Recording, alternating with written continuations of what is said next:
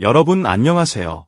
오늘은 미스터 트롯이 낳은 괴물들, 그 다음 이름이 과연 김호중이 될 수 있는지 장기 흥행 가능성을 팩트처럼 차갑게, 드라마처럼 뜨겁게 파헤쳐 보겠습니다. 크로스오버라는 무기, 목소리의 체급, 팬덤의 결속, 그리고 재판이라는 최대 변수까지. 그런데요, 단 한 가지 질문이 모든 걸 뒤집습니다. 지금 이 순간, 김호중은 끝일까요? 아니면 시작일까요? 여러분, 미스터 트롯이 낳은 괴물들이라는 말이 그냥 과장처럼 들리셨나요? 하지만 2020년 이후 트로트판을 한 번이라도 제대로 지켜본 분이라면 압니다. 그건 유행어가 아니라 현실 진단서입니다. 무명 가수들의 인생이 생방송 한 번으로 뒤집히고 지역 행사 출연료의 단위가 바뀌고 광고 시장과 방송 편성표가 한 사람의 이름 앞에서 줄을 서는 시대가 열렸습니다. 그 중심에 이명웅이 있었고 그 다음 페이지에 김호중이라는 이름이 적히는 순간 팬들은 환호했고 안티는 이를 갈았습니다. 그런데 여러분, 여기서 중요한 건 감정이 아닙니다. 장기 흥행 가능성은 좋아한다, 싫어한다로 결정되지 않습니다. 오래가는 스타는 구조를 갖고 있고 시스템을 만들며 무엇보다 시간이 흘러도 다시 듣게 만드는 무기를 갖고 있습니다. 오늘은 바로 그 무기, 그 구조, 그리고 이명웅 다음은 김호중이냐라는 질문을 뜨겁게 그러나 냉정하게 팩트체크해 보겠습니다. 먼저 미스터 트롯이 낳은 괴물들. 왜 괴물인지부터 짚어야 합니다. 괴물은 단순히 인기 많은 사람이 아닙니다. 괴물은 판 자체를 바꾸는 사람입니다.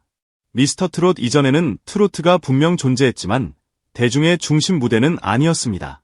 그런데 그 이유는 달라졌죠. 트로트가 예능을 점령했고 콘서트 시장을 재편했고 팬덤 문화가 아이돌 못지않은 조직력을 갖추기 시작했습니다. 이건 개인의 매력만으로 되는 일이 아닙니다. 방송이 만든 스타가 아니라 방송을 엔진으로 삼아 스스로 가속하는 스타가 등장했기 때문에 가능한 변화였습니다. 이명웅은 그 첫 번째 증거였습니다. 그리고 김호중은 두 번째 방식의 증거가 될 수 있느냐? 지금 시장이 묻고 있는 겁니다. 이명웅과 김호중을 같은 선상에서 비교하는 순간 많은 분들이 바로 반박합니다. 장르가 다르잖아. 맞습니다. 여기서부터가 핵심입니다.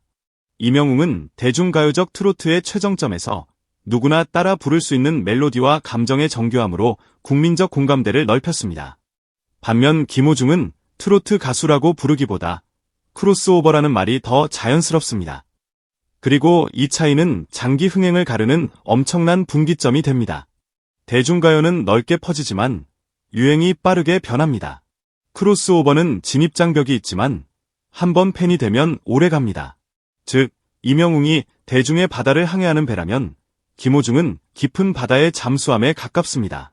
표면의 파도에 흔들리지 않고 깊은 곳에서 묵직하게 떠오르는 힘. 이것이 김호중에게 장기 흥행 가능성이 있다는 주장에 붙는 첫 번째 논리입니다. 그렇다면 김호중의 장기 흥행을 지탱하는 팩트는 무엇일까요? 첫째는 목소리입니다. 목소리는 스타의 심장이고 특히 크로스오버에서 목소리는 정체성 그 자체입니다. 대중가수에게 히트곡이 무기라면 성악 베이스를 가진 크로스오버에게는 발성의 체급이 무기입니다. 김호중은 바로 그 체급을 갖고 있다는 평가를 받으며 호바로티라는 별명까지 얻었습니다. 물론 별명은 팬심의 산물일 수 있습니다. 하지만 중요한 건 이 별명이 그냥 귀엽게 불리는 애칭이 아니라 저 사람은 소리의 스케일이 다르다는 인식으로 이어졌다는 점입니다. 장기 흥행은 결국 대체 불가능성에서 나오는데 김호중은 그 대체 불가능성을 클래식 기반의 대중성이라는 희귀한 조합으로 만들어왔습니다. 이 조합이 흔하냐고? 전혀.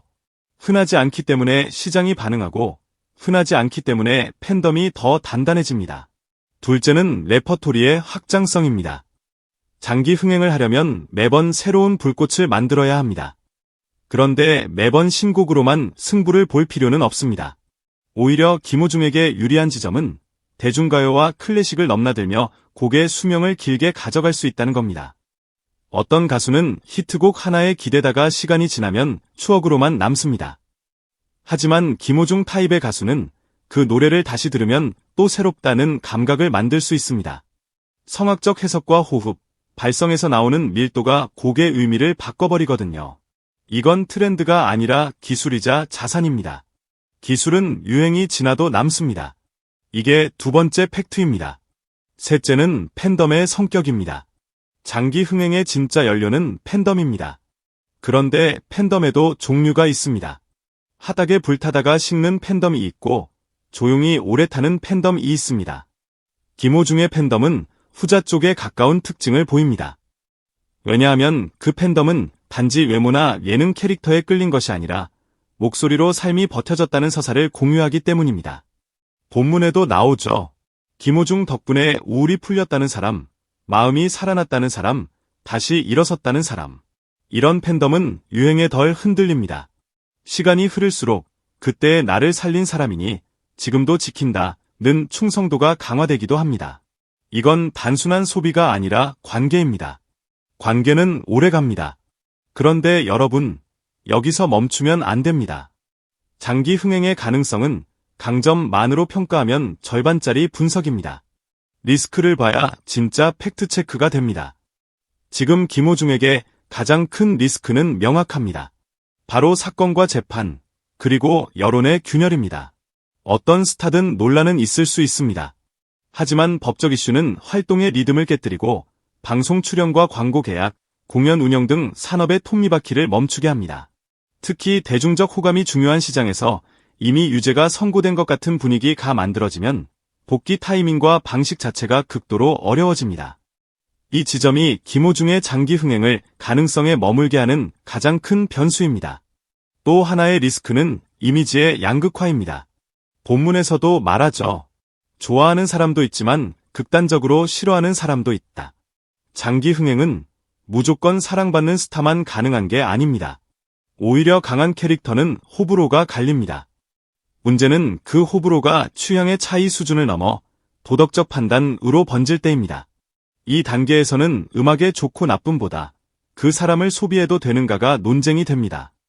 그리고 이 논쟁은 길어질수록 산업이 조심스러워집니다. 방송사는 리스크를 싫어하고 광고주는 논란을 피하고 행사 기획자는 안전한 선택을 선호합니다. 그럼에도 불구하고 질문은 다시 돌아옵니다. 이명웅 다음은 김호중인가? 정답은 하나가 아닙니다. 왜냐하면 다음의 의미가 무엇이냐에 따라 달라지기 때문입니다.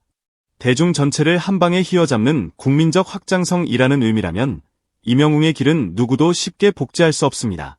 이명웅은 그 시대의 감정, 방송의 흐름, 대중의 필요가 한 점에 모인 결과물에 가깝습니다. 그러나 20년, 30년 장기 흥행이라는 의미라면 김호중은 충분히 그 후보군에 들어갑니다. 크로스오버의 확장성, 목소리의 체급, 레퍼토리의 수명, 팬덤의 관계성. 이 네 가지는 장기 흥행의 핵심 지표입니다. 마지막으로 여러분이 이 팩트체크에서 꼭 기억해야 할 한 문장이 있습니다. 장기 흥행은 재능의 크기만으로 결정되지 않습니다. 시간을 견디는 방식으로 결정됩니다. 김호중은 지금 인생의 가장 큰 시련 앞에 서 있다고 말해졌습니다.